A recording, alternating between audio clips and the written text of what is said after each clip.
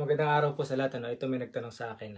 Good day po sir, magtatanong lang po kasi mag-apply ako ng chicken catcher sa UK. Hinahanapin po kasi ako ng video. Paano po ba ang procedure ng pag-harvest ng manok?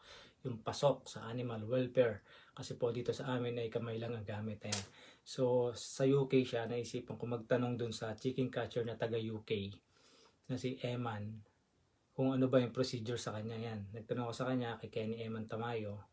Yan, taga UK yan. Kung ano ang procedure sa United Kingdom, kung ano ba talaga yung procedure doon, kung ano yung ginawa nila, paano sila nakapunta dyan sa United Kingdom, kung ano yung mga pinasa nilang video. Sabi ko, meron sana akong gustong tulungan kabayan, meron siyang tanong di ko masagot, kasi dito sa Canada, wala naman kaming ganitong hiningi sa amin dyan sa UK. Ito lang sabi niya, mag-video lang siya, naka-boots, tapos naka-PPE, then mga 2 to 5 minutes video lang, dapat 3 chickens in every hand ang video niya, then upload niya sa YouTube.